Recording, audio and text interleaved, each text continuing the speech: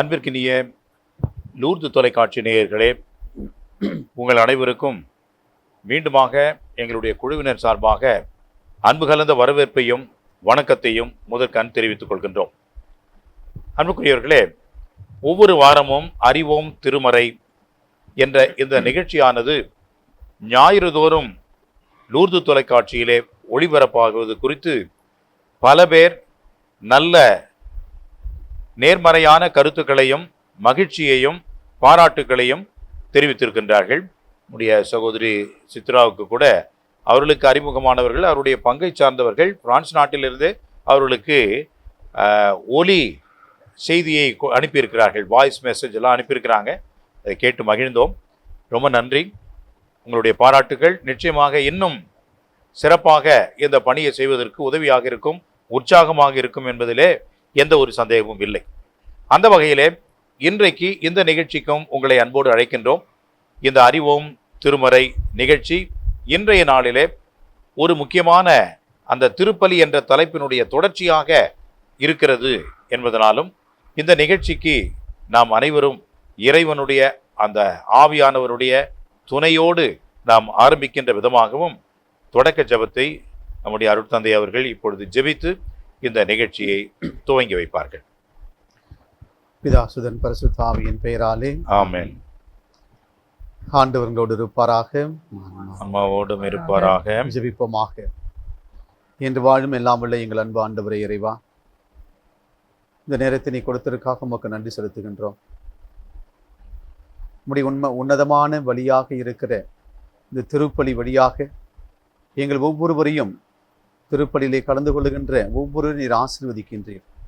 அதனுடைய மகத்துவத்தையும் மேன்மையும் புரிந்து கொள்ளக்கூடிய வகையிலே இந்த வாரங்களிலே இந்த தொலைக்காட்சி வழியாக ஒரு வாய்ப்பு நீர் கொடுத்ததற்காக உமக்கு நன்றி செலுத்துகின்றோம். உம்முடைய திருவுடல் திரு ரத்தம் எங்களை முழுமையாக மீட்டு விண்ணக வாழ்வுக்கு அழைத்து செல்லுகிறது என்பதை நாங்கள் முழுமையாக விசுவசித்து உணர்ந்து அதனுடைய வாழ்விலே வாழ்வாக்குவதற்கு இந்த ஒரு நிகழ்வு எங்களுக்கு பலனளிக்கிறது. எனவே இந்த ஒரு அருமையான ஒரு வாய்ப்பை கொடுத்து தொலைக்காட்சி வழியாக பார்த்து கொண்டிருக்கின்ற ஒவ்வொருவரையும் நீர் ஆசீர்வதிப்பதற்காக உமக்கு நன்றி செலுத்துகின்றோம். இந்த நிகழ்வானது, இந்த அமர்வானது நல்ல முறையிலே அமைவதற்கு உம்முடைய தூய ஆவியின் வரங்கள் எங்கள் ஒவ்வொருவர் மீதும் இருக்கவும், இந்த தொலைக்காட்சி வழியாக பார்த்து கொண்டிருக்கின்ற ஒவ்வொரு மீதும் அமைய வேண்டும் என்று எங்கள் ஆண்டவராகிய இயேசு கிறிஸ்து வழியாக மன்றாடுகின்றோம். ஆமென். இதுவரைக்கும் நம்ம நடந்ததை பற்றி சொன்னீங்கன்னா சமைக்கும் நல்லா இருக்கும். அன்புக்குரியவர்களே, இந்த கடந்த வாரங்களாக 3 வாரங்களாக நாம் திருப்பலியை பற்றி பார்த்து கொண்டிருக்கிறோம். திருப்பலியிலே இருக்கின்ற அந்த 4 பகுதிகளை ஒவ்வொரு வாரமாக நாம் பார்த்து கொண்டிருக்கிறோம். முதல் வாரத்தில் திருப்பலி எப்படி ஆரம்பிக்கிறது, முதல் பகுதியாக இருக்கிற வருகை பவனி, பிறகு வருகை பாடல், அதை தொடர்ந்து மனத்துயர் வழிபாடு என்று நாம் பார்த்து கொண்டிருந்தோம். அந்த முதல் பகுதியிலே எப்படி பவனியாக நாம் திருப்பலிக்கு வர வேண்டும், யார் முன்னால் இருக்க வேண்டும், எதை முன்பு கொண்டு வர வேண்டும், மக்கள் எப்படி அதிலே பங்கு பெற வேண்டும் என்றெல்லாம் நாம் பார்த்தோம். அதிலே பல சந்தேகங்களையும் கேள்விகளை எல்லாம் அதற்கு விளக்கங்களை குழுவினர்கள் கொடுத்தார்கள். 2வது பகுதியாக இருக்கின்ற இறை வார்த்தை வழிபாட்டு பகுதியை நாம் பார்த்தோம். அந்த இறை வார்த்தை வழிபாட்டு பகுதி இயேசுவின் உடலையும் இரத்தத்தையும் உட்கொள்ளக்கூடிய ஒரு முன் அடையாளமாக நம்முடைய ஆன்மாவை பரிசுத்தப்படுத்துகிறது. அந்த இறைவார்த்தை வழியாக நம்முடைய ஆன்மா தூய்மைப்படுத்தப்பட்டு ஆண்டுடைய உடலை உட்கொள்வதற்கு தயார்படுத்தப்படுகிறது என்று சொல்லி அந்த இறைவார்த்தை வழிபாடிலே முதல் வாசகம், பதிலுரை பாடல் 2வது வாசகம், அல்லேலுயா நற்செய்தி வாசகம், அதை தொடர்ந்து மறையுரைகள், அதை தொடர்ந்து விசுவாசிகள் மன்றாட்டுக்கள், அதுவரைக்கும் நாம் இதுவரைக்கும் பார்த்தோம். எனவே அதிலே பல தெளிவுகளை அருட்தந்தை அவர்களும் இங்கே இருக்கின்ற சகோதரிகளும் உங்களுக்கு கொடுத்திருக்கிறார்கள். அதன் அடிப்படையிலே இன்றைய 3வது பகுதியாகிய திருப்பலியினுடைய 3வது பகுதியாக இருக்கின்ற நற்கருணை வழிபாட்டு பகுதியை பற்றி இன்றைய நாளிலே நாம் பார்க்க இருக்கின்றோம். அதற்கான விளக்கங்களை அருட்தந்தை அவர்கள் நமக்கு இப்பொழுது கூறுவார்கள். நன்றி ஃபாதர். நம் திருப்பலியே நற்கருணையை வச்சு தான் இருக்கிறோம். அதுக்கே 3வது பகுதி நற்கருணை பகுதின்னு வச்சுக்கிறோம். அதுக்கு முன்னாடி காணிக்கைன்னு ஒன்று இருக்குது இல்லையா? ஏன் நற்கருணை பகுதின்னு வச்சுக்கிறோம். அதை பத்தி கொஞ்சம் சொன்னீங்கன்னா 3வது பகுதியை பத்தி.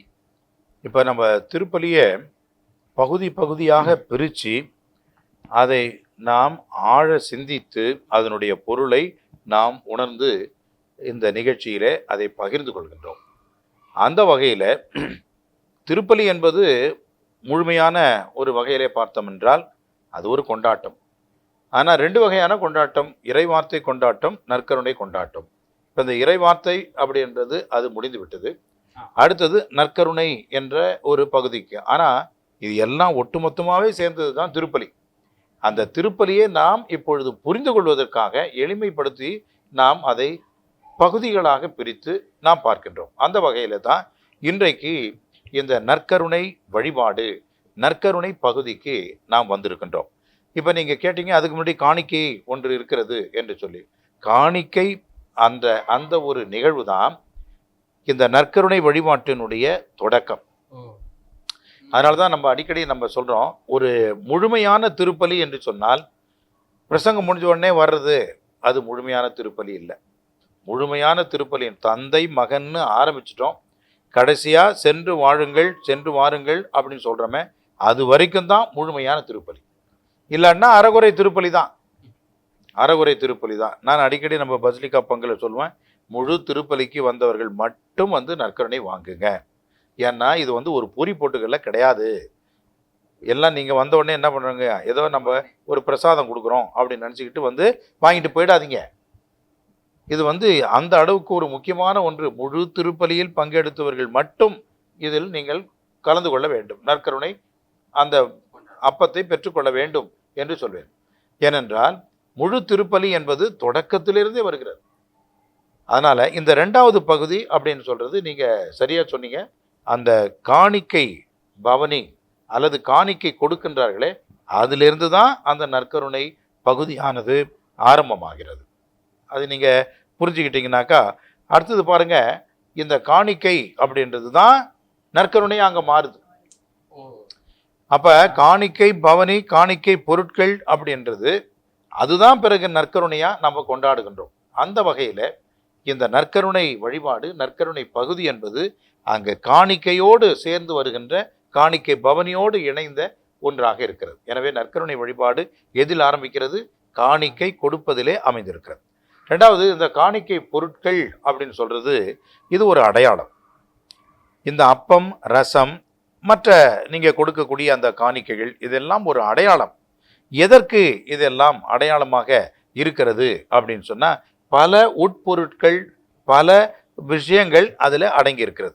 உதாரணமாக பாருங்கள், இந்த காணிக்கை பொருட்கள் என்று சொன்னால் அப்பம், ரசம், அதுதான் நம்ம பெரும்பாலும் கொடுக்குறோம். இந்த அப்பம் என்பது எப்படி அது உருவாகிறது? பல கோதுமை மணிகள் ஒன்றாக அரைக்கப்பட்டு ஒன்றாக சேர்க்கப்பட்டு ஒரு அப்பமாக, ஒரு வடிவமாக அது நமக்கு கிடைக்கிறது. அப்போ ஒற்றுமை, அந்த ஒற்றுமை என்ற ஒரு அடையாளத்தை காட்டுகிறது. பல திராட்சை பழங்கள் பிழிந்து ஒரே ரசமாக மாறுகிறது. இல்லை நான் இந்த பழத்துலேருந்து வந்தவன், நான் அந்த பழத்துலேருந்து வந்தவன் அப்படின்லாம் அங்கே கிடையாது. அந்த பழங்கள் பிழிந்த பிறகு அது ரசம் என்ற ஒரு உரு பெறுகிறது. அது ஒற்றுமையை குறிக்கிறது, ஒற்றுமையை காட்டுகிறது. இந்த ஒற்றுமை இதை உண்கின்றவர்களும் இதை பெற்றுக்கொள்கின்றவர்களும் அடைய வேண்டும். 2வது இந்த அப்பமும் ரசமும் காணிக்கை பொருட்கள் அப்படின்னு சொன்னால் அந்த காணிக்கை யாருக்கு நம்ம அர்ப்பணிக்கிறோம், யாருக்கு நம்ம ஒப்பு கொடுக்குறோம்? கடவுளுக்கு ஒப்பு கொடுக்கின்றோம். அப்போ அந்த அடையாளம் என்பது நம்மையும் குறிக்கிறது. வெறும் அப்பத்தை மட்டும் நம்ம எடுத்து இது என் உடல், இதை வாங்கி உண்ணுங்கள் என்று இறைவனுக்கு நம்ம காணிக்கையாக்கி மற்றவர்களுக்கு கொடுப்பது அல்ல. அது நற்கருணை வரும்பொழுது நான் சொல்கிறேன் அது. ஆனால் அந்த அப்ப ரசத்தோடு சேர்ந்து நாம் நம்மளுடைய கஷ்டத்தையும், நம்மளுடைய துன்பத்தையும், நம்மளுடைய வாழ்வையும், நம்மளுடைய உடலையும், நம்முடைய ஆவியையும், இரத்தத்தையும் சேர்த்து நாம் இறைவனுக்கு ஒப்பு கொடுக்கின்றோம். எனவே அது ஒரு அடையாளம். ஒப்பு கொடுத்தல் என்ற, காணிக்கை என்ற ஒரு அடையாளம். எனவே அதை நாம் ஒப்பு கொடுக்கின்றோம். அடுத்தது பாருங்க, தியாகத்தினுடைய அடையாளம். அந்த கோதுமை மணி தன்னுடைய உருவை இழந்தால்தான் அப்பமாக மாற முடியும், மாவாக மாற முடியும். மாவு தான் அப்பமாக மாறுகிறது. அதே போல் அந்த திராட்சை பழம் தண்ணிலே அதனுடைய உருவை இழந்தால்தான் அது அந்த சாறாக மாற முடியும், அந்த சாறு தான் ரசமாக மாற முடியும். அதே போல் நான் என்ற அந்த அகங்காரம் இழந்தால்தான், பல பேரோடு கலந்தால்தான் நானும் இயேசுவோடு இணைந்த ஒரு நிலையிலே என்னையும் இழந்து தியாகத்திலே நான் மாற வேண்டும். இந்த ஒரு அடையாளத்தையும் அது காட்டுகிறது. அடுத்தது பாருங்க, அப்பம் ரசம், உடல் ரத்தம். இது எதுக்கு அடையாளம் அப்படின்னா பலி, சாக்ரிஃபைஸ். இப்போ பலி ஒப்பு கொடுக்கறது அப்படின்னா ஆட்டை வெட்டுறாங்க. ஆட்டை எதுக்கு வெட்டுறாங்க? வெட்டும்பொழுது என்ன நடக்குது? ரத்தம் தனியாக பிரியுது, உடல் தனியாக பிரியுது. இது பழைய ஏற்பாட்டிலே இருக்கு. மோசே இந்த உடன்படிக்கையின் அடையாளமாக இந்த ஆட்டை வெட்டி அந்த ரத்தத்தை என்ன செய்யறாரு? மக்கள் மேல தெளிக்கிறார். ரத்தம் என்பது ஒரு அடையாள சாட்சியாக இருக்கிறது. ரத்தத்தின் சாட்சியாக அப்போ உடன்படிக்கை செய்து கொள்ளும் போது அவங்க என்ன செஞ்சாங்க? ஒரு கத்தியால கீறி அந்த ரத்தத்தின் அடிப்படையில் 2 ரத்தத்தையும் கலந்துக்கிட்டாங்க. அவங்க உடன்படிக்கை செய்து கொண்டாங்க. அப்ப ரத்தம் என்பது உயிர் அடையாளத்தின் உடன்படிக்கையாக மாறுகிறது. அதுபோலதான் கடவுளும் நம்மோடு அந்த உடன்படிக்கை செய்து கொண்டால் என்று பழைய ஏற்பாட்டில் நம்ம பார்க்கிறோம். அப்ப மக்கள் மேல் தெளிக்கப்பட்டு மக்கள் என்ன சொன்னாங்க? நாங்கள் யாவேவை கடவுளாக ஏற்றுக்கொள்கிறோம், அவர்தான் எங்கள் கடவுள், நாங்கள் அவருடைய பிள்ளைகள். கடவுள் என்ன சொன்னாரு? நீங்கள் என் மக்கள், நானே உங்களுக்கு கடவுள். இரத்தத்தின் சாட்சியாக இந்த உடன்படிக்கை நடக்கிறது. அதன் பிறகு என்ன ஆச்சு? அந்த இறைச்சியை அவர்கள் உண்டார்கள். அதுதான் பலி. இங்க எங்க பலி இருக்கிறது? 2ஆ பிரிஞ்சாதான் பலி. 2ம் ஒன்னா இருந்தாக்கா அது பலி கிடையாது. ஆட்டை வெட்டினாதான் பலி. அது கறி தனியா ரத்தம் தனியா பிரிஞ்சாதான் பலி. அதை குறித்து காட்டுவதற்காகத்தான் நீங்க சொல்லலாம், அப்பத்தை தனியா எடுத்து காட்டுறீங்க, ரசத்தை எடுத்து தனியா நீங்க வேண்டிக்கிறீங்க, ஏன் 2ம் சேர்ந்து நீங்க வச்சு வேண்டிக்க வேண்டியதானே அப்படின்னுங்க. அப்படி இல்லை, 2த்தையும் சேர்த்து வச்சு வேண்டிக்க கூடாது. ஏன்னா இது பலியாகக்கூடிய பொருட்கள், பலி பொருட்கள். அந்த பலி என்பதை காட்டுவதற்காகத்தான் அந்த அப்பம் தனியாகவும் ரசம் தனியாகவும் வைத்து தனித்தனி ஜெபங்களை சொல்கின்றோம். புரியுதுங்களா? இவ்வளவு அர்த்தங்கள் இருக்குது அந்த அடையாளத்துல. அதனால நம்ம வெறும்படியா நம்ம ஒரு அப்பத்தை கொடுத்துட்டு ஒரு ரசத்தை கொடுத்துட்டு நாம் பாட்டு காட்டுறோம். அது என்னன்னா, எவ்ரிடே தினைக்கும் நம்ம திருப்பலி ஆற்றுவதனால் பழகி போயிடுது. பழகி போறதுனால அதனுடைய மறைபொருள் தன்மை, அதனுடைய உயரிய ஒரு உண்மை அப்படின்றது நாம் உணர்வு பூர்வமாக அது உணர்வதே கிடையாது. மறந்துடுறோம். பழகி போயிடுது. பார்த்தீங்களா? What is familiar? Familiarity brings கண்டெம்ப்ட்னு சொல்கிறான். அப்போ பழகி போன ஒன்று நமக்கு எதுவுமே புதுமையாக தெரியாது. நம்ம பாண்டிச்சேரியிலே இருக்கிறோம், அதனால் நம்மளுக்கு அதனுடைய மகிமை தெரியல. ஆனால் ஒரு 150 கிலோமீட்டர் தூரத்தில் இருக்கிறவன் பாண்டிச்சேரிக்கு போகிறேன் அப்படின்னா அவன் எவ்வளோ மகிழ்ச்சியாக இருப்பான் தெரியுமா? அந்த சந்தோஷம் தான் சொல்கிறேன். ஆனால் நாம் ஒன்றும் பாண்டிச்சேரியில் இருக்கிறது தான் நமக்கு ஒன்றும் இல்லை. ஆனால் அவனுக்கு சந்தோஷம். ஏன்னா அவனுக்கு எப்பயாவது தான் பாண்டிச்சேரிக்கு வரான், மகிழ்ச்சியாக இருக்கணும், ஜாலியாக இருக்கணும் அப்படின்னு நினைக்கிறான். நம்ம பாண்டிச்சேரியிலே இருக்கிறோம், நமக்கு அதனுடைய அருமை தெரியல. அதுபோல தான் இந்த அப்போ ரசம் என்பது ஒவ்வொரு நாளும் இதை நாம் திருப்பலி கொண்டாடுகின்றவர்களும் சரி, எங்களோடு சேர்ந்து கொண்டாடுகின்ற இறை மக்களும் சரி, இதை பழகி போன ஒரு சடங்காக சம்பிரதாயமாக நம்ம மாற்றிட்டோம் அப்படின்னா அதனுடைய உட்பொருளை உணராமல் நாம் இருக்கக்கூடிய அந்த ஆபத்து இருக்கிறது.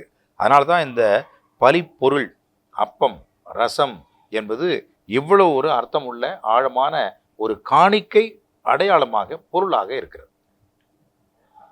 சரிதானுங்களா? தெளிவா சொல்றீங்க. இப்பதான் எங்களுக்கும் புரிஞ்சுது. ஃபாதர், அப்படின்னா காணிக்கை பவனி டெய்லி தேவையா ஃபாதர்? அவசியமா டெய்லி அதை செய்ய முடியுமா?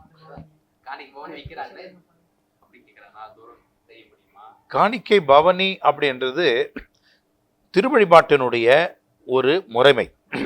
அப்படிதான் நம்ம செய்யணும். இப்போ நான் முதலே சொல்லியிருக்கேன். இப்போ அந்த வாய்ஸ் மெசேஜ் கொடுத்தாங்களே, அந்த அம்மா கூட சொன்னாங்க, இந்த இறைமக்கள் மன்றாட்டு வாசிக்கின்றதுக்கு பிள்ளைகளை போட்டு டார்ச்சர் பண்ணிடுறாங்க, மிலிட்ரி மாதிரி லைனில் நிற்க வச்சிடுறாங்க, இயல்பாக போய் படிக்க வேண்டியது தானே அப்படின்னு நானும் அதான் நினைக்கிறேன். ஏன்னா இந்த திருவழிபாடு என்பது இயல்பாக இருக்கணும், அதே சமயத்தில் அழகாக இருக்கணும், முறையாக இருக்கணும், டிசிப்ளின்டாக இருக்கணும். அதுவும் திருவழிபாடு.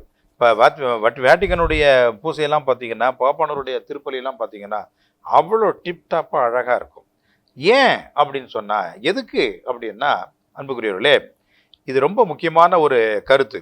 ஒன்று அழகு, எஸ்தெட்டிக்ஸ் அப்படின்னு சொல்லுவாங்க. பியூட்டி அப்படின்னு சொல்கிறாங்க. இந்த பியூட்டி எஸ்தட்டிக்ஸ் என்பது திருவழிபாட்டில் ரொம்ப ரொம்ப அவசியம், ரொம்ப ரொம்ப அவசியம். கராமரான்னு ஓடுறது உடையாடுறது சர்ச்சா பிடிச்சான்னு அது மாதிரிலாம் இருக்கக்கூடாது. எனக்கு ரொம்ப கோபம் வந்துடும். திருவழிபாட்டில் எவ்வளோ ஒரு பக்தியாக நம்ம கூட்ட முடியுமோ அவ்வளோ பக்தியை நம்ம கூட்டுவதற்கு இந்த ஒழுங்கு அழகு என்பது அவசியம். அதனால் அந்த அம்மா வந்து இயல்பாக போகிறது அப்படின்றது திருச்சா பிடிச்சான்னு எல்லாம் உடையன்ட்டாங்க. அதுவும் ஒரு அழகு தான், இல்லைன்னு சொல்லலை. நம்ம பழைய பாப்பானவர் புனித 2ஆம் ஜான் பால் அவருடைய 50ஆம் ஆண்டு குருத்துவ பொன் விழாவுக்கு நான் அங்கே இருந்தேன் ரோமில். அப்போ எங்களுக்கெல்லாம் வந்து ஒரு ஸ்பெஷல் டிக்கெட் கொடுத்தாங்க. ஏன்னா நாங்கள்லாம் ப்ரொபகண்டா பேது ஸ்டூடெண்ட்ஸ்ன்றதுனால எங்களுக்கு எப்போதும் மஞ்சள் கார்டு கொடுத்துருவாங்க. மஞ்சள் கார்டு கொடுத்தா முதல்ல போய் உட்காந்துக்கலாம். நாங்களாம் privileged sons of the Vatican அப்படின்னு அந்த ஒரு இதெல்லாம் இருந்தது. அப்போ அந்த முதல் வரிசையில் உட்காந்துருந்த போது எங்களுக்கு முன்னாடி நிறைய குழந்தைகள் இருந்தாங்க, 50 குழந்தைகள். அந்த 50 குழந்தைகளையும் அவ்வளோ அழகாக அலங்காரம் பண்ணி அவங்களுக்கு இந்த இதெல்லாம் கட்டி எல்லார் கையிலையும் ஒரு பூச்செண்டு கொடுத்து அதை செய்கிறது உலகமகா பெரிய கஷ்டம். ஏன்னா குழந்தைகளை மேனேஜ் பண்ணுறதுன்றது கடவுளை கூட மேனேஜ் பண்ணிடலாம், குழந்தைகளை மேனேஜ் பண்ணுறது ரொம்ப கஷ்டம். அப்போ அவங்கள எல்லாரையும் நல்லா அழகாக தயார் பண்ணியிருந்தாங்க, ரொம்ப அருமையாக இருந்தது. மறைவுரை முடிஞ்சது. மறைவுரை முடிஞ்ச உடனே காணிக்கை சமயத்தில் என்ன பண்ணிட்டாங்க தெரியுங்களா, இந்த 50 குழந்தைங்களும் அவுத்து விட்டாங்க. அப்போ என்ன அவங்க வந்து டைங்கன்னா போவாங்க இல்லை, அவங்க பாட்டு கடவுடான எல்லாம் ஓடுது. 50 குழந்தைகளும் ஓடி அங்கே போய் அவரும் வயசான ஒரு தலையெல்லாம் ஆடுது அவருக்கு. அவரை போய் எல்லாம் கட்டி பிடிச்சி பாப்பா பாப்பா அப்படின்னு சொல்லிட்டு எல்லாம் முத்தம் கொடுக்குது, எல்லாம் பண்ணுது. அதை பார்த்துட்டு அவர் கண்ணீர் விடுறாரு, கண்ணில் தண்ணி வருது அவருக்கு. அவர் அவ்வளோ எமோஷனல் ஆகிட்டார். அதை க்ளோஸ்அப்பில் காட்டுறான். ராடியோ டெலிவிஷன் இத்தாலியானா அப்படின்ற அந்த ஒரு கவர்மெண்ட்டு, இத்தாலியன் கவர்மெண்ட் டெலிவிஷன், அதை அவன் க்ளோஸ்அப்பில் காட்டுறான். அப்படியே கண்ணில் அவருக்கு அப்படியே கண்ணு தண்ணி கசங்குது அப்படியே அவருக்கு. இப்போ இதை நீங்கள் என்ன நினைக்கக்கூடாது, இப்போ நீங்கள் மிலிட்ரி டிசிப்ளின் மாதிரி வச்சிங்கன்னா டம் டம் டம்னு போயிட்டு கொடுத்துட்டு போயிட்டே இருந்திருக்கலாம். ஆனால் இந்த மாதிரியான ஒரு இமோஷன் கிரியேட் பண்ணுறீங்க பாருங்கள், அதுவும் ரொம்ப முக்கியம். அந்த ஃபீலிங் கிரியேட் பண்ணுறீங்க பாருங்கள், அதுவும் ரொம்ப முக்கியம். எனவே திருவழிபாடு என்பது it's a mixture of so many things. Emotion இருக்கணும், ஃபீலிங் இருக்கணும், அழகு இருக்கணும், ஒழுங்கு இருக்கணும், எல்லாம் அப்புறம் இன்வால்மெண்ட் இருக்கணும். எங்கள் பசிலிக்காவில் எவ்வளோ சொல்கிறேன், எல்லாம் வாயத்தரங்க, சொல்லுங்க, பாடுங்க அப்படின்னு இவ்வளோ சொல்கிறேன். ஒவ்வொரு முறையும் சொன்னாலும் ஒன்றும் ஏற மாட்டுது, அவங்க சொல்ல மாட்டுறாங்க, பழகிட்டாங்க. அடுத்தவங்க என்ன நினைப்பாங்கன்னு நினைக்கிறாங்க. நீ கடவுளை வழிபட வந்தியா, அடுத்தவங்களுக்காக வந்தியா இல்லையா? அப்போ இந்த மாதிரியான ஒரு விஷயங்கள் வரும்பொழுது அந்த ஒழுங்கு என்பதும் மிக மிக அவசியம், அழகு என்பதும் அதுக்கு மேலே அவசியம் என்பதை நாம் புரிந்து கொள்ள வேண்டும். அந்த வகையில் தான் நம்ம இதெல்லாம் நம்ம பார்க்கணும். அப்போ இயல்பாக இருக்கிறது ஒன்று, அந்த இயல்பிலேயும் ஒரு ஒழுங்கு இருக்கிறதையும் ஒரு அழகு இருப்பதையும் நாம் உணர வேண்டும். அதுதான் உண்மையான திருவழிபாடு. ஆமாம், இப்போ அந்த காணிக்கை பவனி டெய்லி அவசியமானு கேட்டிங்க இல்லையா? இந்த திருவழிபாட்டு முறைமைப்படி அந்த பவனி இல்லைன்னா கூட அந்த அப்பத்தையும் ரசத்தையும் காணிக்கையாக ஒருத்தர் கொண்டாந்து கொடுப்பது என்பது தான் முறைமை. ஏனென்றால் அந்த காணிக்கை என்பது இறைமக்கள் கொண்டு வருகின்ற அந்த காணிக்கை பொருட்களை வைத்துத்தான் திருப்பலியை நாம் கொண்டாடுகின்றோம். அதுதான் உண்மையான திருப்பலியாக இருக்க முடியும். இதெல்லாம் வந்து ஒவ்வொரு நாளும் சாத்தியமாக இருந்தது. இப்போ உதாரணமாக எங்களுடைய நேட்டிவ் பாரிஷில் விருதாச்சலத்தில் ஃபார் ஒலிவியர் இருந்தார், 32 வருஷம் இருந்தார் எங்கள் பங்கில். ஒவ்வொரு நாளும் இந்த அப்பமும் ரசமும் யாராவது அந்த திருப்பலி ஒப்பு கொடுக்கின்ற கருத்து கொடுக்கின்ற அவர்கள் தான் கொண்டு வருவார்கள். அவர்கள் கொண்டு வந்து அவங்க தான் கொண்டு வந்து கொடுப்பாங்க. அதை திருப்பலியில் அதை நாம் போயிட்டு அதை முன்னாடி நின்று வாங்கி அந்த பீடச்சுருவில் என்ன செய்வாங்க, அந்த பொருட்களை அந்த பீடத்தில் கொண்டு வந்து வைப்பார்கள். திருப்பலிக்கு அந்த முன் தயாரிப்பு, நற்கருணை வழிபாட்டு ஆரம்ப தயாரிப்பு என்பதை அங்கே அவர்கள் வச்சுட்டு போயிடுவாங்க. அப்போ இதுதான் முறைமை. ஆனால் இப்போ பாருங்கள், இப்போ நம்ம பசிலிக்கா பாரிஷில் யார்கிட்ட கொடுக்குறது? ஏன் அவங்கள்ட்டே கொடுக்குறீங்க? இவங்கள்ட்ட கொடுத்தா என்ன, அவங்கள்ட்ட கொடுத்தா என்ன? இந்த மாதிரி சிக்கல்கள்லாம் வரக்கூடிய வாய்ப்பு இருக்குது. அங்கே வந்து ஒருத்தர் தான் ஒரு கருத்து கொடுப்பாரு. அப்போ அவர் என்ன செய்வார், அதை முறையாக கொண்டாந்து கொடுக்கலாம். இந்த மாதிரியான நடைமுறை சிக்கல்கள்லாம் இருக்குது. அது மட்டும் இல்லை, ஒவ்வொரு நாளும் இதெல்லாம் கொடுத்தா கொஞ்சம் டைம் சேவிங்காக இருக்கும். அரை மணி நேரத்தில் ஒரு திருப்பலி முடிக்கணுன்றதுக்காக வேண்டி நம்ம என்ன அதை செய்கிறோம் இல்லைங்களா? அப்போ ஒவ்வொரு நாளும் சாப்பிட்றது, நீங்கள் என்ன கறி மீன் வச்சு முறையாக நீங்கள் சாப்பிட்றீங்களா? வாழை இலை போட்டு சாப்பிட்றீங்களா? என்னைக்காவது தான் விருந்து சாப்பிட்றீங்க.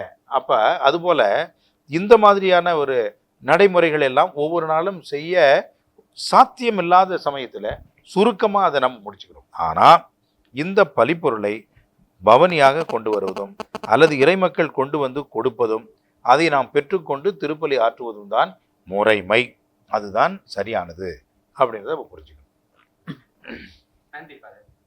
இப்போ இந்த காணிக்கை பற்றி சொன்னீங்க, இப்போ பலிபீடத்தை பற்றி சொன்னீங்கன்னா, பீடத்தை பற்றி பீடம், ஏன்னா காணிக்கை சில பேர் கீழே வைக்கிறோம், சைட்ல வைக்கிறோம், ஆமா, அந்த பீடம் அதை பற்றி சில அலங்காரம் பண்ணுறோம் பீடத்தில். ஓஹோ, பீடம் அப்படின்றது ஒரு முக்கியமான ஒரு அங்கமாக நம்ம திருப்பலியில் இருக்குது. திருப்பலியில் மட்டும் இல்லை, ஆலயத்திலே.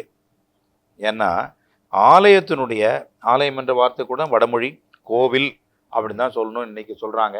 தூய தமிழில் கோயில், கோவில் கூட கிடையாது, கோயில், கோ ப்ளஸ் இல், கோயில் அப்படின்னு தான் சொல்கிறாங்க. இப்போ இந்த கோயிலில் பார்த்தீங்கன்னா, அந்த கோயிலினுடைய மையமாக இருக்கக்கூடிய இடம் எது? நற்கருணை பீடம். அந்த நற்கருணை ஸ்தாபகம் பண்ணப்பட்ட அந்த நற்கருணை பேழை, அந்த பேழைக்கு முன்பாக இருக்கக்கூடிய அந்த பீடம். அப்போ பீடம் எதை குறிக்கிறது? யாரை குறிக்கிறது அப்படின்னா, கிறிஸ்துவை குறிக்கிறது. கிறிஸ்துவை குறிக்கிறது, அவருடைய திருப்பலியை குறிக்கிறது. அப்போ ஒரு ஆலயத்திற்கே, ஒரு கோயிலுக்கே மையமாகவும் முதன்மையாகவும் இருப்பது எது அப்படின்னா, முக்கியமாக இருப்பது அந்த பீடம். அப்போ அந்த பீடம் எவ்வளோ முக்கியமாக இருக்கணும், எவ்வளோ மகத்துவமாக நம்ம வச்சுருக்கணும், எவ்வளோ ஒரு ஒரிஜினலாக அதை நம்ம மெயின்டைன் பண்ணணும் அப்படின்றத முதல்ல நம்ம புரிஞ்சுக்கணும்.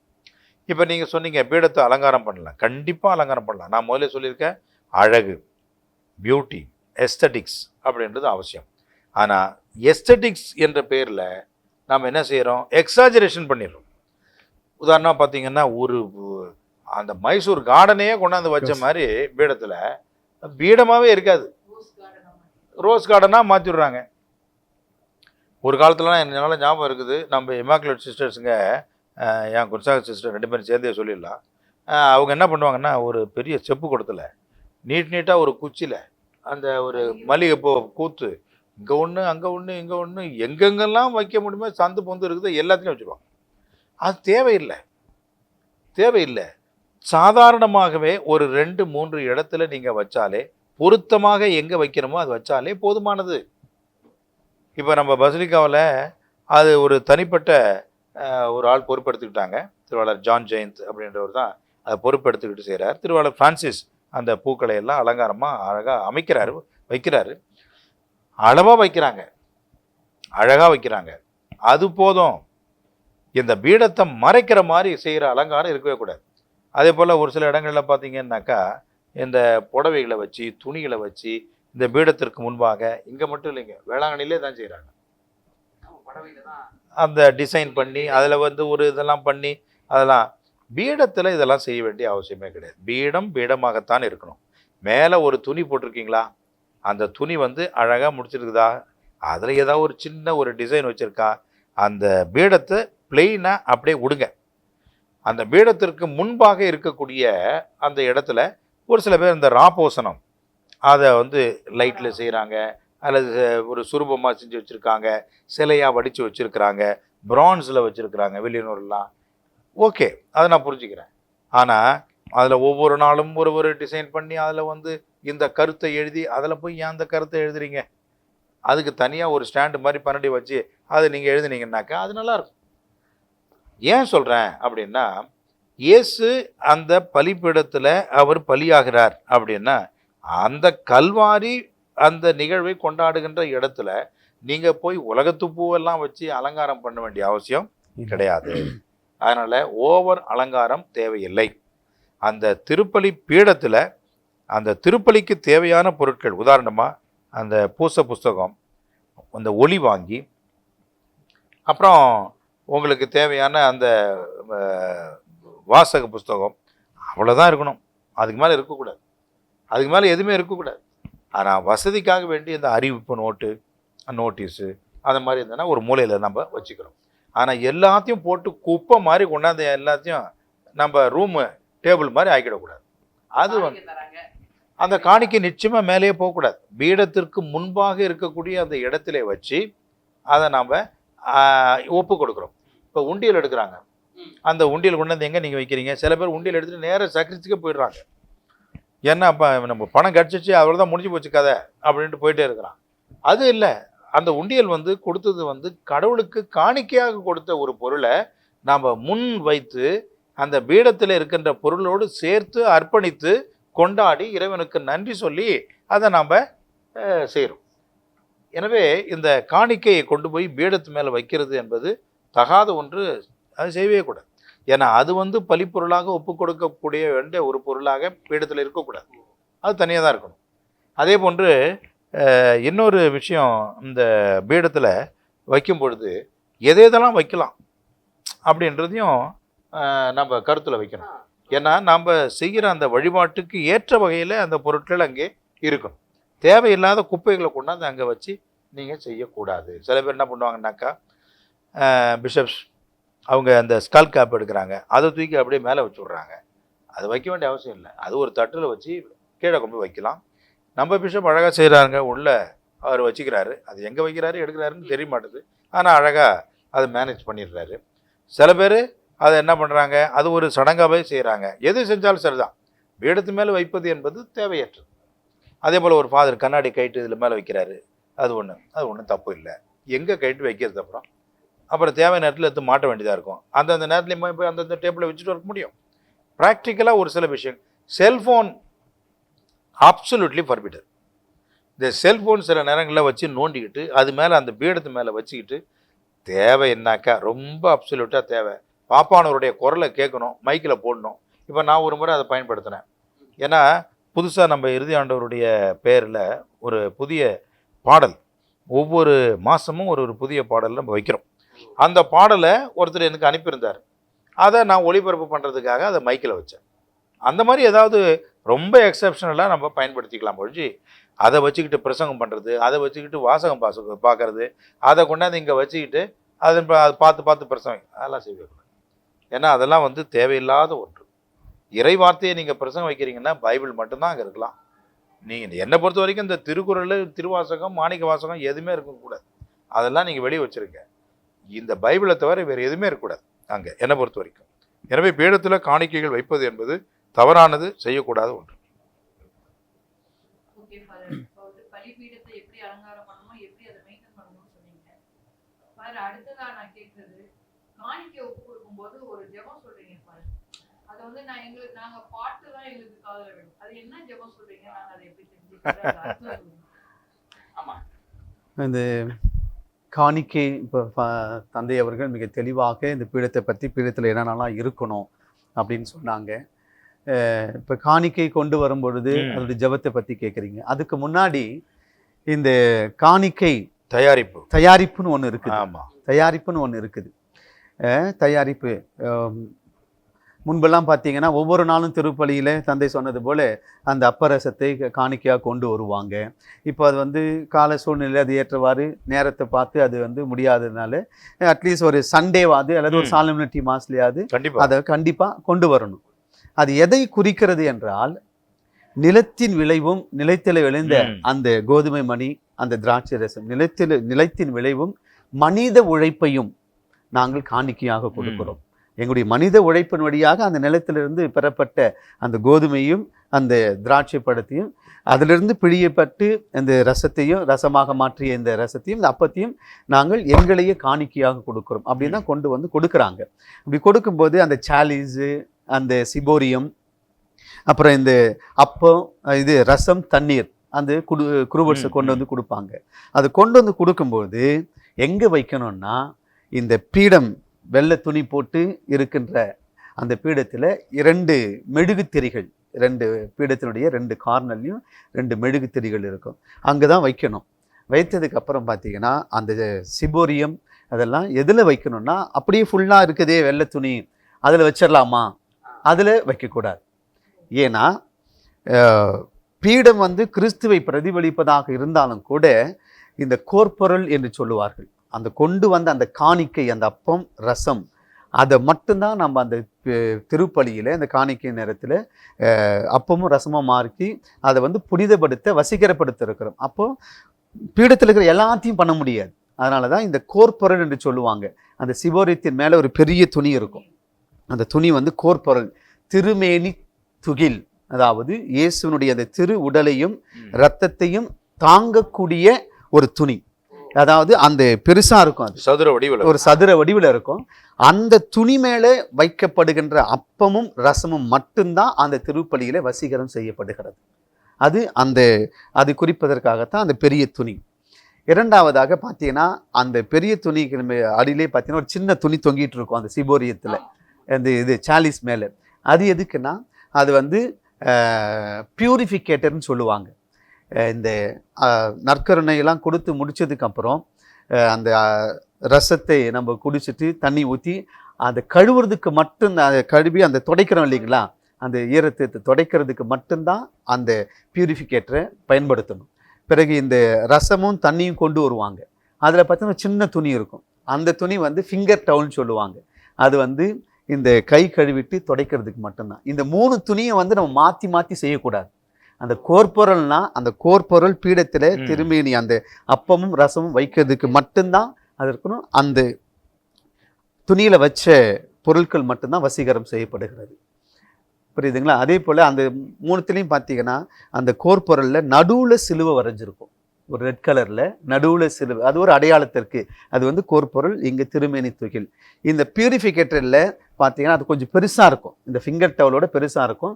அது ஓரத்தில் கீழே வந்து ஒரு சிலுவை இருக்கும். அது வந்து என்னென்னா அதுக்கு மட்டும்தான் பயன்படுத்தணும், இந்த திருமேனி பாத்திரங்களை தூய்மைப்படுத்துவதற்கு.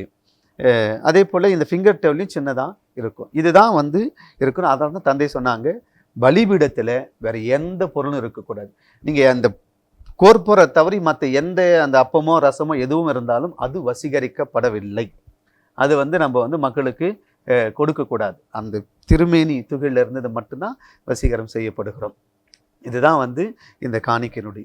அப்போது இந்த காணிக்கைகளை கொடுத்து அந்த ஜபங்களை சொல்லும் பொழுது அந்த ஜபம் அந்த வருகை பவனியோடு அந்த சங்கீதங்களோடு சேர்ந்து இறைவனுக்கு நம்முடைய அந்த புகழ்ச்சி பலியை முழுமையாக கொடுக்கிறோம். நிலத்தின் விளைச்சலையும் மனித உழைப்பையும் உமக்கு நாங்கள் அர்ப்பணிக்கிறோம், காணிக்கையாக்குகிறோம் அப்படின்னு சொல்கிறோம். அதே போல் அந்த எல்லாம் முடிச்சுட்டு இந்த தூபமெல்லாம் போட்டு அந்த தூபத்தில் இந்த காணிக்கையும் அப்பமும் முழுமையாக எங்கள் ஜபத்தின் வழியாக உமக்கு ஏறெடுக்கணும் அப்படின்னு சொல்கிறோம். அதெல்லாம் முடிச்சுட்டு வந்துட்டு என்ன பண்ணுவோம்னா கை கழுவுறோம். இந்த கை கழுவும் போது ஒரு ஜபங்கள் சொல்லப்படுகிறோம்.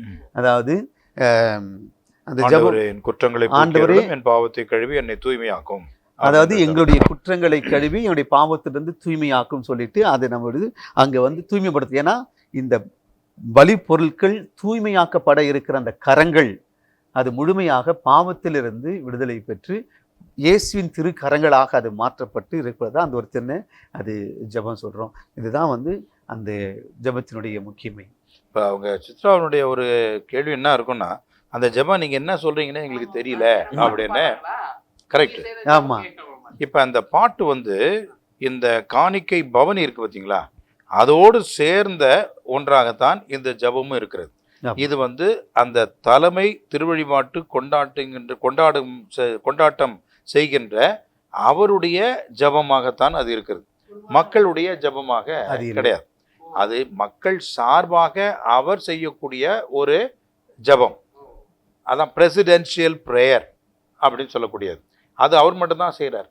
அப்போ ஆண்டவரே அனைத்துள்ள நிறைவா உம்மை போற்றுகிறோம், ஏனெனில் உமது அருட்பெருக்கிலிருந்து நாங்கள் இந்த அப்பத்தை பெற்றுக்கொண்டோம். மனித உழைப்பும் நிலத்தின் விளைவுமாகிய இந்த அப்பம் எங்களுக்கு வாழ்வளிக்கும் அப்பமாக மாறட்டும். அதே போல திராட்சை ரசம் எங்களுக்கு வாழ்வளிக்கும் பானமாக மாறட்டும் அப்படின்னு சொல்லி அந்த நற்கருடை மாற்றத்திற்கான ஜபத்தையும் நாம சேர்த்து அங்க சொல்லிடுறோம். அதனால இந்த ஜபத்தை நீங்க கேட்க முடியாது, ஏனென்றால் பாடல்ல நீங்க பங்கெடுக்கிறீங்க. இது பிரசிடென்ஷியல் பிரேயர் அப்படின்ற முறையில அதை யார் ஒப்பு கொடுக்கின்றார்களோ அவங்க கூட சேர்ந்து மற்ற குருக்களும் சேர்ந்து திருப்பலி ஆற்றுவார்களே, அவர்கள் யாரும் இது சொல்ல மாட்டாங்க. அந்த ஒரு குருவானவர் மட்டும்தான் அந்த நடுவுல இருக்கக்கூடிய திருப்பலி ஆற்று கொடுக்கக்கூடிய முதன்மை அந்த அருட்பணியாளர் மட்டும்தான் அதை ஆண்டவரே அனைத்து வா என்ற ஜபத்தை சொல்லுவார். பிறகு ஆண்டவரின் குற்றங்களை போக்கியவர்கள் என் பாவத்தை கழுவும் அப்படின்னு அந்த வார்த்தை சொன்னார் பார்த்தீங்களா. அந்த லவாபோ அந்த தண்ணி கொண்டு வந்திருக்கிறது, அதை ஃபிங்கர் டவல் அதை துடைக்கிறது, இதெல்லாம் ஒரு அடையாளம். பாருங்க, நம்ம திருவழிபாட்டில் நிறைய அடையாளங்கள் இருக்கு, நிறைய சடங்குகள் இருக்கு. இதெல்லாம் வெற்று சடங்குகளை நம்ம நினைக்கவே கூடாது. ஒரு அசைவும் அதுக்கு அர்த்தம் இருக்கு. எதுவுமே அர்த்தம் இல்லாமல் எதுவுமே நம்ம செய்ய மாட்டோம். ஒன்றுத்துக்கும் அர்த்தம் இருக்கு. அப்படி இருக்கும் பொழுது இந்த கையை கழுவும் பொழுது ஆண்டவரே என் குற்றங்களை நீக்கியருளும், என் பாவத்தை கழுவி போக்கியருளும் சொல்லும் பொழுது நான் பாவி, அப்படிப்பட்ட இந்த பாவம் இந்த குற்றமான இந்த மனிதனுடைய கரத்திலே நீ வரப்போற, அதனால என்ன கழுவி போக்கியருளும் அப்படின்னு அந்த வார்த்தையை அமைதியாக தான் சொல்லுவார். சில சமயம் கொஞ்சம் சத்தமாக சொல்லலாம், ஒன்றும் தப்பு இல்லை. ஆனால் எல்லாரும் கேட்குற மாதிரி மைக்கில் போய் சொல்லக்கூடாது. இதெல்லாம் நீங்கள் அந்த பூச புஸ்தகத்தில் பார்த்தீங்கன்னா அமைதியாக சொல்லவும் அப்படின்ற அந்த வார்த்தையோடு இருக்கும். அப்போ அது நீங்கள் கை கழுவுன்ற பொழுது அந்த வார்த்தைகளை சொல்லி நீங்கள் செய்றீங்க. இன்னொன்று நீங்கள் மறந்துட்டீங்க, அப்பவும் ரசமும் எடுத்துட்டு வரும் காணிக்கா, அது கூடவே எதுக்கு தண்ணி எடுத்துட்டு வரும்? எனக்கு அந்த கேள்வி ரொம்ப நாளாவே இருக்குது. சரி, அந்த தண்ணீரை நல்ல கேள்வி கேட்டீங்க. அதுதான் நானும் நீங்கள் மறந்துட்டீங்கன்னு நான் சொன்னேன். அந்த தண்ணீரை ஒரு சொட்டு தண்ணீரை அந்த ரசத்தில் நம்ம சேர்க்குறோம். அதுக்கு பல பேர் என்ன பண்ணுறாங்க, நம்ம ஆளுங்க என்ன பண்ண தண்ணி அடிக்கிறது மாதிரி அதில் தண்ணியை கலக்கிறாங்க அப்படின்னு. அதெல்லாம் கிடையாது. அதெல்லாம் நம்ம கருப்பு கண்ணாடி போட்டுக்கிட்டு நம்ம பார்க்குறதெல்லாம் கருப்பாக இருக்குன்ற கதையாக தான் இருக்கு. அது தப்பு. அதுக்கு உண்மையான விளக்கம் என்னன்னாக்கா, அந்த ரசம் என்பது இயேசுவினுடைய இறைத்தன்மையை குறிக்கிறது, இறை இயல்பை குறிக்கிறது. இந்த தண்ணீர் என்பது அவருடைய மனித இயல்பை குறிக்கிறது. இந்த தண்ணீரையும், அதாவது இந்த ரசத்தையும் அது கூட சேர்ந்த இந்த தண்ணீரையும் நல்லா கவனிக்கணும். தண்ணியில ரசத்தை கலக்கலைங்க, ரசத்துல தான் தண்ணியை கலக்குறாங்க. புரியுதுங்களா? நம்ம ஆளுங்க நல்லா புரிஞ்சுக்குவாங்கன்னு நினைக்கிறேன் இதை. ஓகே, இந்த ரசத்துல நம்ம தண்ணீரை கலக்கின்ற பொழுது அவருடைய இறைத்தன்மையில் அந்த மனித தன்மை கலந்து ஒன்றாக இணைவது போல நாங்களும் அவருடைய இறைத்தன்மையில் இணைகின்றோம் என்ற அந்த ஒரு ஜபத்தை தான் அதை நம்ம சொல்லி அதை மௌனமாக சொல்லி அந்த சடங்கை நம்ம செய்கிறோம். ஆக இந்த நல்லா கவனிக்கணும், இந்த நற்கருணை என்பது உணவு. நீங்கள் கத்திரிக்காய் சாப்பிட்டீங்கன்னா நீங்கள் கத்திரிக்காவை மாற மாட்டீங்க. கத்திரிக்காயில் இருக்கக்கூடிய சத்து, அதுக்குடைய ஊட்டம் எல்லாத்தையும் அந்த கத்திரிக்காயிலேருந்து B vitamin, C vitamin, D vitamin, எதாக இருந்தாலும் எல்லா விட்டமினும் நீங்கள் வாங்கிக்கிட்டு லியோ தான் இருப்பார். அவர் மாற மாட்டார், கத்திரிக்காவை மாற மாட்டார் அவர். ஆனால் நற்கருணை அப்படின்னு சொல்லும் பொழுது நீங்கள் இயேசுவா மாறணும், நீங்கள் ஆண்டவராக மாறணும். அவருக்கு எப்படி அந்த மனிதத்தன்மை இறைத்தன்மை இரண்டும் இருந்ததோ அது போன்ற அந்த இறைத்தன்மையில் நாம் அவருடைய உடலை உட்கொள்கின்ற பொழுது அந்த நற்கருணையாகவே நாம் மாறணும். இதுதான் ஒரு பேசிக் டிஃப்ரென்ஸ். அப்போ அவருடைய இறைத்தன்மையில் மனிதத்தன்மை கலப்பது போன்று நாங்களும் அவருடைய இறைத்தன்மையில் ஒன்றாக கலப்போம் என்ற ஒரு அடையாளத்தோடு தான் அதை செய்கிறார்கள். ஆமாம், இது தொடக்க காலத்திலேயே இருந்திருக்கு, தொடக்க காலத்திலேருந்து இருக்குது. ஆனால் தொடக்க காலத்தில் வேற ஒரு காரணத்திற்காகவும் அதை பயன்படுத்தி இருக்கிறாங்க. அப்போல்லாம் பார்த்தீங்கன்னா இப்போ கூட அந்த நியோ கேட்டோகுமினேட்ஸ் அப்படின்னு கேள்விப்பட்டிருக்கீங்களா? அவங்க எப்படி தமிழ் சொல்கிறது, புதுமுக கிறிஸ்துவர்கள் அப்படின்னு நினைக்கின்ற அவங்க ஒரு ஆயத்தமாக இருப்பாங்க, ஆயத்தம் பண்ணி கடைசியாக தான் அவங்க முழுமையான ஒரு கிறிஸ்துவங்களாக மாறுவாங்க. அப்போ அந்த புதுமுக கிறிஸ்துவர்கள் நியோ கேட்டோகுமினேட்ஸ் அவங்க இருக்கும் பொழுது பெரிய ஒரு பாத்திரத்தில் அந்த திராட்சை ரசத்தை கொடுத்துருக்குறாங்க. அந்த திராட்சை ரசத்தில் தண்ணீரை கலந்து கொடுத்துருக்குறாங்க, அது டைல்யூட் பண்ணியிருக்காங்க. அந்த காலத்தில் அது செஞ்சுருக்கிறாங்க. ஆனால் அது கொஞ்சம் கொஞ்சமாக வளர்ந்து இன்றைக்கு ஒரு அடையாளமாக மாறிவிட்டது அப்படின்றது தான் நம்ம புரிஞ்சுக்கணும். இன்னொரு கேள்வி உங்களுக்கு கண்டிப்பாக வரும், ஆனால் அது நற்கருணை சமயத்தில் அது கேட்டுக்கலாம். இதை வாங்கி உண்ணுங்கள் சொல்லிட்டு நீங்களே குடிச்சிடுறீங்க, நீங்களே சாப்பிட்றீங்க, அப்புறம் எதுக்கு அதை சொல்கிறீங்க அப்படின்னு அது நற்கருணை பகுதியில் அந்த விஷயத்தை நம்ம பார்ப்போம். சரிதானுங்களா? ரைட், ஓகே, வாழ்த்து பேர் ஆமா. பதில் மட்டும் சொல்லுவோம். அந்த ஜெபத்தை பத்தி சொல்லுங்க. கரெக்ட். நீங்கள் சொல்கிறது சரியான ஒரு தகவல். இப்போ இன்னொன்றும் இதில் நம்ம புரிஞ்சுக்கணும். இந்த ஜெபத்தை நீங்கள் சொல்கிறீங்க, கரெக்டு, இறைவன் என்று வாழ்த்த பெறுவாராக அப்படின்றது. அது நீங்கள் சொல்லலைனாலும் யார் அந்த ஜெபத்தை சொல்கிறாங்களோ அவங்க கண்டிப்பாக சொல்லுவாங்க. ஆண்டவரே எனக்கு துணை ரூபாய் போட்டுக்கிறோம் அப்படின்னு சொல்லிட்டு இறைவன் என்று வாழ்த்த பெறுவாராக அப்படின்னு நானே தான் சொல்லிக்குவேன். அப்படி இல்லாத சமயத்தில் பாடல் இல்லை அப்படின்னா, இப்போ நீங்கள் இன்னொன்று சொன்னீங்க, ஷார்ட்டான்னு சொன்னீங்க.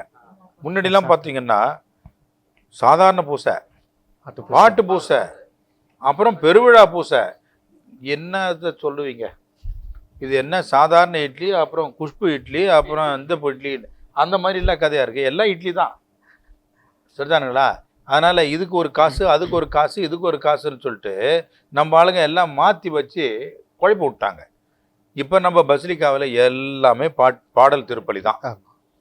தந்தை மகன்னு ஆரம்பத்துலேருந்து கடைசி வரைக்கும் பாடல் திருப்பலி தான். நீங்கள் என்ன செய்யலாம், அரை மணி நேரத்தில் அதை வைக்கலாம், 3 மணி நேரம் கூட நீங்கள் அதை வைக்கலாம்.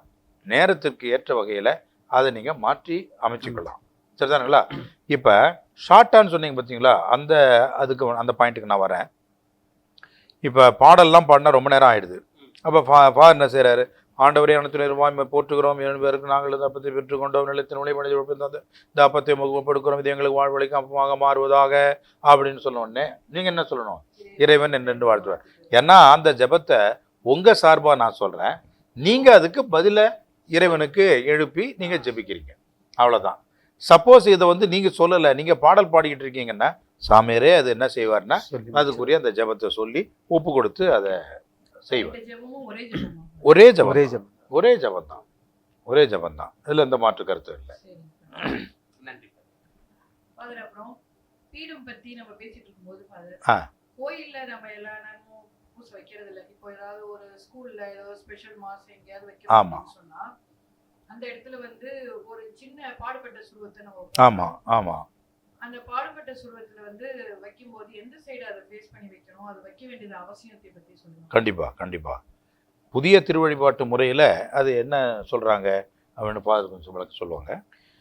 புதிய திருவழிபாட்டு முறையில் பார்த்தீங்கன்னா கோயிலில் நம்ம பூசை வைக்கும் பொழுது பீடத்துக்கு பின்னாடி பெரிய பாடுபட்ட சுருமம் இருக்கும். ஆமாம், ஏன்னா அந்த பாடுபட்ட சுருமம் இருக்கும் பொழுது பீடத்தில் அந்த சிறிய சுரூபங்கள் வைக்க வேண்டிய அவசியம் இல்லை, அவசியம் கிடையாது.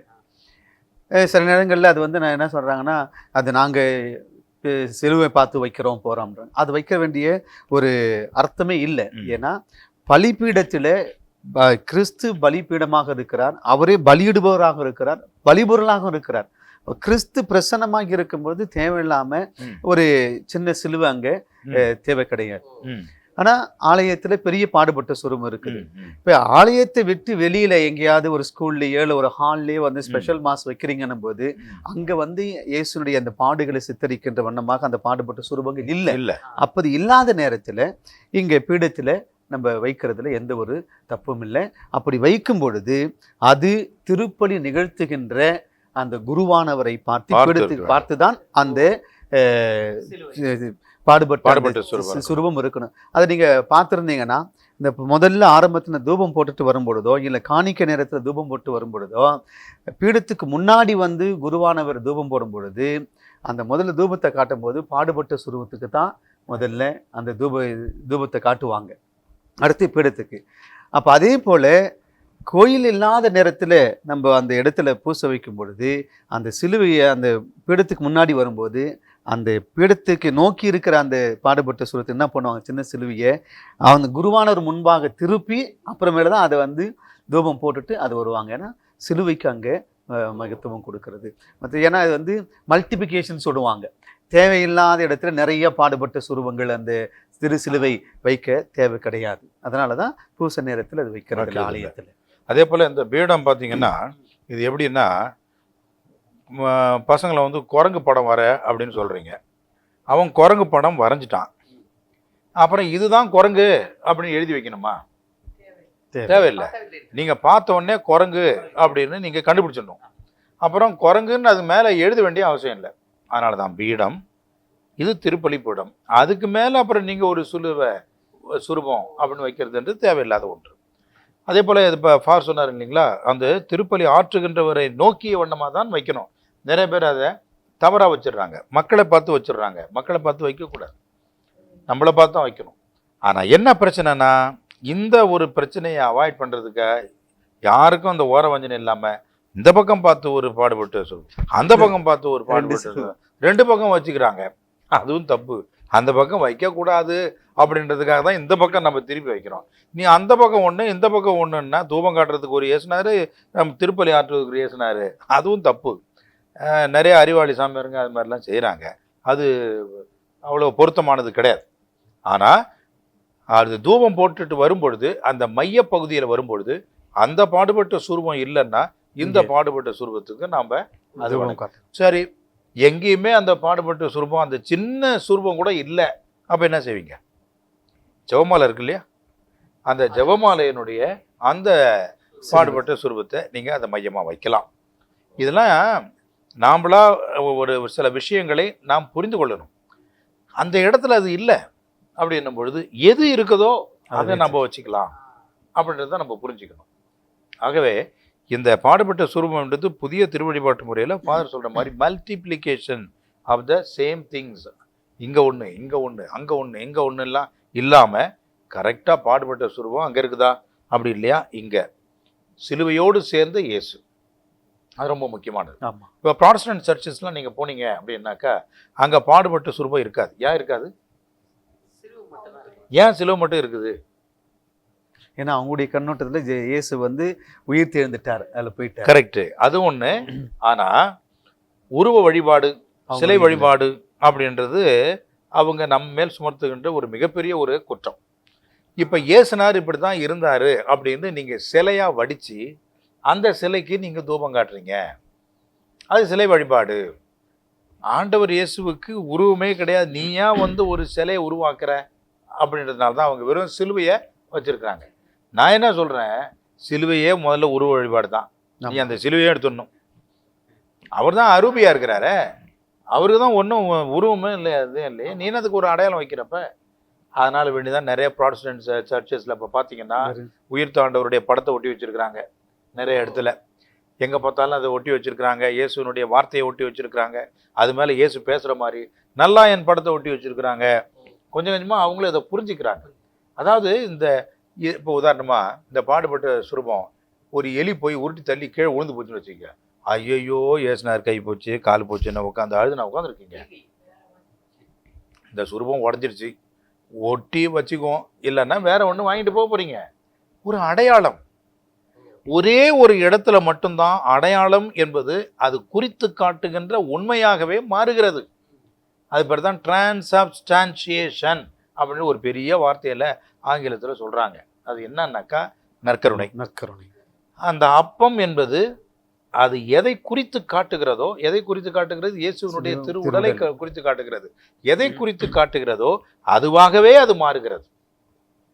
அந்த சிம்பல், அந்த அடையாளம் அப்படின்றது அந்த அடையாளம் குறித்து காட்டுகின்ற உண்மையாகவே மாறுகிறது. அதனால தான் அந்த கிறிஸ்துவின் அப்பம் போன்ற திருவுடல் அப்படின்லாம் சொல்கிறது, கிறிஸ்துவின் திருவுடல் அப்படின்னு சொல்கிறோம். இதில் ஒன்று மட்டும்தான் நாம் முழுமையாக மாறுகின்ற ஒன்றாக இருக்கிறது. வேற எதுலையுமே பார்த்தீங்க அப்படின்னா அந்த இடத்தை முழுமையாக நிறைவு செய்கின்ற விதமாக இருக்காது. இயேசு பாடுபட்ட சுரூபம், இயேசு பாடுபட்டார் என்பதை நமக்கு தத்துவமாக காட்டுகின்ற ஒரு அடையாளம் தான் அதுவே ஒழிஞ்சி அது பாடுபட்ட இயேசுவை துடிக்கின்ற இயேசுவாகவே அது மாறுவது இல்லை. நற்கருணை மட்டும்தான் அது மாறுகிறது. எனவே தான் மற்றது எல்லாம் நம்மை மாற்றவில்லை என்றாலும் இது நம்மோடு இயல்பிலே கலந்து நம்முடைய இரத்தத்திலே தோய்ந்து நாம் அவராக மாற வேண்டும் அப்படின்ற அந்த ஒரு அர்த்தத்தை கொடுக்குது. அதே போல் இன்னொருத்தர் எனக்கு கேட்டார், இயேசுவினுடைய உடலையும் ரத்தத்தையும் என்ன சாமி, இது எப்படி சாமி நம்ம உண்றது, இது என்ன ஒரு ஆள் மாமிசத்தை சாப்பிட்ற மாதிரி இல்லை இருக்குது அப்படின்னாரு. இது மேலே ஒரு பெரிய பொலிட்டீஷியன் ஒருத்தர் பேசினார். அவர் பெரிய ஒரு மேதாவி தான், அவர் நிறைய விஷயங்களில் மாட்டிக்குவார். அவர் அப்படி தான் பேசினார். அவர் கொஞ்சம் புரிஞ்சுக்கணும். ஏன்னா நான் எதை கருத்தில் வச்சு நான் செய்கிறேனோ அது புரியாமல் அவர் பேசக்கூடாது. நான் என்ன நம்புறேனோ அது அவர் நம்பிக்கை இல்லைன்னாக்கா அது என்ன அவர் கிண்டல் பண்ணக்கூடாது. எனக்கு என்ன நம்பிக்கையோ அதை நான் செய்கிறேன். அதனால் அவருக்கு அந்த உரிமையும் கிடையாது, அந்த இதுவும் செய்யக்கூடாது. இருந்தாலும் பரவாயில்ல, அவர் எப்பயோ அவரோட செஞ்சது அதை திருப்பி இப்போ போட்டு அவர் பேரை கெடுக்கணுன்றதுக்காக செஞ்சாங்க. அதுவும் நம்ம புரிஞ்சுக்கிறோம். ஆனால் உண்மையாகவே இந்த நற்கருணையில் எந்த ஆண்டவருடைய உடலை நாம் உட்கொள்கிறோம் அப்படின்னு சொன்னால் நல்லா கவனிக்கணும். சிலுவையிலே தொங்கிய அந்த ஆண்டவர் இயேசு இரத்தத்தால் சிந்திய அந்த கசையினால் அடிக்கப்பட்ட அந்த ஆண்டவருடைய திருவுடலைத்தான் உண்கிறோம். ஆனால் அந்த திருவுடல் உயிர்த்த ஆண்டவருடைய உடல், மகிமைப்படுத்தப்பட்ட உடல், மகிமைப்படுத்தப்பட்ட glorified body of Christ. It is not the body which suffered on the cross and sweat blood on the cross, not that. அது மகிமைப்படுத்தப்பட்ட உடல். அதனால தான் பாருங்க, இதுக்கு என்ன ரெண்டுக்கும் வித்தியாசம்? மதலேன் மரியாம்மாள் அந்த கசையால் அடிக்கப்பட்ட உடலோடு இயேசு தோன்றி இருந்தால் ஐயோ ஆண்டவரேன்னு ஓடி இருப்பாங்க. மகிமைப்படுத்தப்பட்ட மாற்று உடலாக அவருக்கு இருந்ததுனால்தான் கண்டுபிடிக்க முடியல. அப்ப அந்த மகிமைப்படுத்தப்பட்ட உடல், ரெசுரெக்டட் பாடி, குளோரிஃபைடு பாடி அப்படின்றது தான் நற்கருணை. இறப்பை நினைவு கூர்ந்து உயிர்ப்பை நாம் கொண்டாடுகின்றோம். உமது உயிர்ப்பையும் நாம் கொண்டாடுகிறோம், உமது இறப்பை நினைவு கூறுகின்றோம். அப்ப அந்த நற்கருணை என்பது இறந்த இயேசுவினுடைய அந்த பாடுகளை நினைத்து உயிர்த்த ஆண்டவரை நாம் உட்கொள்வது என்பதுதான் நற்கருணை. எனவே மனித மாமிசம் சாப்பிடுறோம், இது இன்னும் நிறைய பெரிய விளக்கம் சொல்லலாம். சிம்பிளா உங்களுக்கு சொல்றேன். என்னன்னா, இந்த மனித உடலை தின்கின்றோம் அப்படின்னு நம்ம நினைக்கக்கூடாது. மகிமைப்படுத்தப்பட்ட அந்த ஆண்டவர் இயேசுவின் உயிர்த்த ஆண்டவரை நாம் உட்கொள்கின்றோம். இது எப்படின்னா, ஒரு காற்றை நாம் உட்கொள்கின்ற மாதிரி. காற்றில் இருக்கின்ற கிருமிகளை நான் உட்கொள்வதில்லை, காற்றை நான் உள்வாங்குகின்ற பொழுது எப்படி அந்த காற்று என் உள் என்னை புதுப்பித்து என்னை வாழ்விக்கிறதோ அதே போன்றுதான் ஆண்டவர் இயேசுவின் இந்த ரெசுரெக்டட் பாடி, உயிர்த்த ஆண்டவருடைய உடல், மகிமைப்படுத்தப்பட்ட உடல் என்பது அதுதான் நற்கருணை. அதை நீங்க புரிஞ்சுக்கணும். அதனால தான் இப்போ அந்த சிலுவையை நம்ம வைக்கிறோம், சுரூபத்தை வைக்கிறோம் அப்படின்னா நம்மை பார்த்து வைக்கிறோம். அப்புறம் நம்ம தூபம் காட்டுறோம். முன்னாடிலாம் பார்த்தீங்கன்னா அதுக்கு மேலே ஒரு பச்சை துணி, சிவப்பு துணி எல்லாத்தையும் போட்டு மூடி, ஏன்னா அந்த வெள்ளை துணியை பாதுகாக்கிறதுக்காக மூடி, அப்புறம் அந்த பாடுபட்ட சுரூபத்தை என்ன செய்வாங்க தெரியுமா? மக்கள் பக்கம் திருப்பி வச்சிருவாங்க. அந்த திருப்பலிக்கு மட்டும் அதை உருவான பக்கம் திருப்புவாங்க. அதை அது ரொம்ப முக்கியமான ஒன்று. அப்போ பீடத்தில் நீங்கள் பார்த்தீங்கன்னா அது இருக்கலாம் தேவைன்னா, இல்லைன்னா எதுவுமே இருக்கக்கூடாது, பிளெயினாக இருக்கணும் பீடம். ரொம்ப நாளா இந்த டவுட், ஒவ்வொரு தடையும் நாங்க மாஸ் அரேஞ்ச் பண்ணும் போதெல்லாம் இந்த டவுட் நம்ம சரியா தான் செய்யறோமோ அப்படின்னு சொல்லிட்டு ரொம்ப தேங்க்யூ. அதே சமயத்தில் இன்னொன்று நான் சொல்கிறேன், இவ்வளோ விளக்கங்கள்லாம் நம்ம சொல்கிறோம், தயவுசெய்து புரிஞ்சுக்கிங்க. பெரிய சாமான பாவம் இல்லை. அங்கே ஒரு பெரிய ஒரு பாடுபட்ட சுரூபத்தை யாரோ ஒருத்தவங்க வச்சுட்டாங்கன்னா உடனே அது ஒரு பெரிய கோர்ட்டில் கேஸ் போட்டு தேவையில்லை. நம்மளுடைய மனசு தான் நம்மளுக்கு முக்கியம். இப்போ ஃபாதர் கூட ஒரு சந்தேகம் சொன்னீங்க, அந்த அப்பம் ரசம் பற்றி. ஆமாம், அது சாமி, இது என்னென்னா, அது பல பேருடைய கேள்வியாகவும் இருக்குது. நாங்கள் தியாலஜி படிக்கும் பொழுது குருமடத்துலேருந்து ஒரு ஆசிரமம் எக்ஸ்பீரியன்ஸ் அப்படின்னு சொல்கிறதுக்காக ஒரு 10 நாள் கேம்ப் போயிருந்தோம். அங்கே பார்த்தீங்கன்னா திருப்பலி ஏறக்குறைய பார்த்தீங்கன்னா அது அப்படியே போது, ஒரு 2 மணி நேரத்துக்கு மேலே அந்த எங்களுக்கு வழிநடத்திய குருவானவர் கொண்டுட்டு போனார். அந்த அப்போ நற்கருணை வழிபாட்டில் பார்க்கும்பொழுது பார்த்தீங்கன்னா நமக்கெல்லாம் தெரியும், பார்த்தீங்கன்னா கோதுமையிலிருந்து பெறப்பட்ட அந்த கோதுமை அதை சுட்டு அதை இப்போ தான் இந்த வெந்நீர் அப்பமாக மாற்றி கொண்டு வரோம். ரசமும் இந்த திராட்சை பழத்திலிருந்து பிழியப்பட்டது கொண்டு வைக்கிறோம். ஆனால் அங்கே பார்க்கும் பொழுது இந்த கோதுமை மாவு அப்படியே பிசைஞ்சு அதை சுட்டு அப்படியே பெரிய ஒரு சப்பாத்தி போல கொண்டு வச்சுட்டு மாசு வச்சாங்க. எங்களுக்கு அது ஒரு மாதிரி ஷாக்காக இருந்தது. இது செய்யலாமா இப்படி அப்படின்னு ஒரு கேள்வி இருந்தது. ரெண்டாவது, இந்த ஒயின் சொல்கிறோம், சாக்ரமெண்டல் ஒயின், அதுக்கு திருப்பலிக்குன்னு பயன்படுத்தக்கூடிய ஒயின் சொல்லி அது கோவாலிருந்து நமக்கு கொண்டு கொடுக்குறாங்க. அதுதான் மறை மாவட்டத்தினுடைய ஆயுர் வழியாக நமக்கு கொடுக்குறாங்க. அது இப்போ சில பேர் இன்னும் ஒரு சில இடங்கள்லாம் பார்த்தீங்கன்னா இந்த சில கான்வெண்ட்டில் தயார் பண்ணுறது, இல்லை மற்றவங்க தயார் பண்ணுறது, அந்த மாதிரி வைன் சாக்ரமெண்ட் வைன் இல்லாத பொழுது இங்கே ஆர்டினரியான வைனை கொண்டு வந்து வச்சு அந்த மாஸில் வந்து அது செலிப்ரேட் பண்ணுறாங்க. அது செய்யலாங்களா? ஏன்னா இது ஒரு பெரிய ஒரு கேள்வியாக இருக்குது. இப்போ வந்து நல்லா நம்ம புரிஞ்சுக்கணும், இயேசுநாதர் என்ன செஞ்சார் அதே அப்பத்தை நாம் இப்போ செய்ய முடியுமா? முடியாது. முடியாது. ரெண்டாவது பார்த்தீங்க அப்படின்னாக்கா ஏதாவது ஒரு அப்பத்தை நம்ம வச்சு தான் அதை நம்ம கொண்டாடணும். அப்போ திருச்சபை முழுசும் ஒரு ஒழுங்குமுறையை கொண்டு வராங்க, ஒரு பொதுவான ஒரு பொருளை வைக்கிறாங்க. ஏன்னா திருச்சபை உலகளாவிய வகத்திலே இருக்கிறது. அப்போ ஐரோப்பாவில் ஜெர்மனியில் ஒரு அப்பம், இத்தாலியில் ஒரு அப்பம் அப்படின்னு இருந்தால் அதில் ஒரு ஒழுங்குமுறை இருக்காது. ஏனென்றால் நம்முடைய வழிபாடுகள் எல்லாம் பொது வழிபாடு, மக்கள் சார்ந்த வழிபாடு.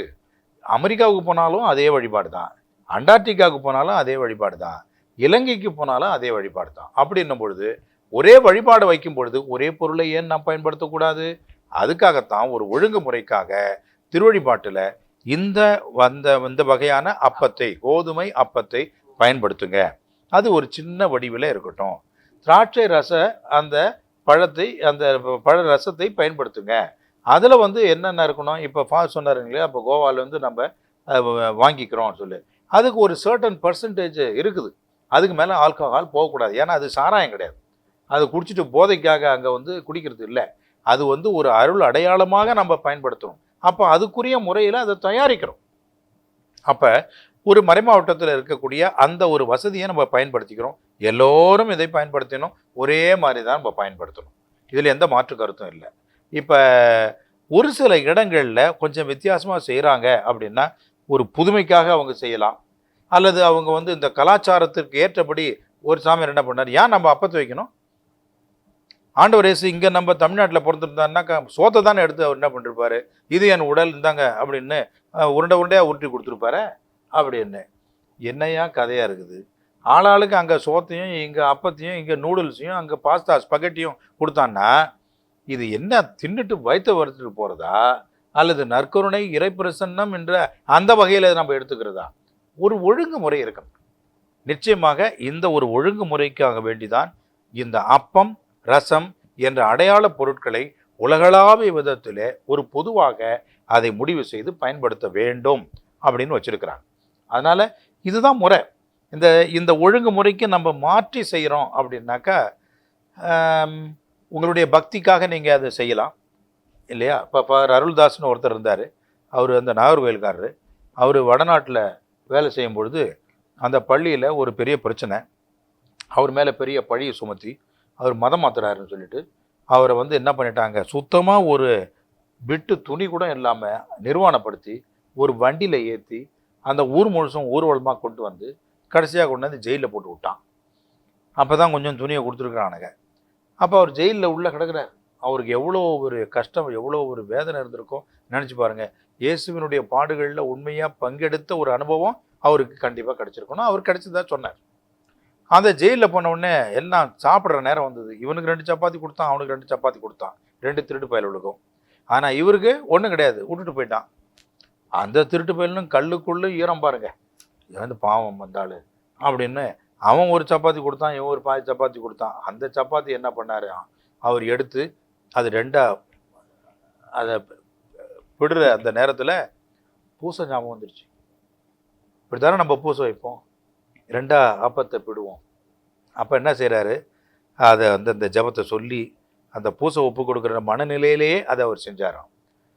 அவர் சொல்கிறாரு, the best mass ever I have celebrated in my lifetime is that mass அப்படின்னு சொல்கிறாரு.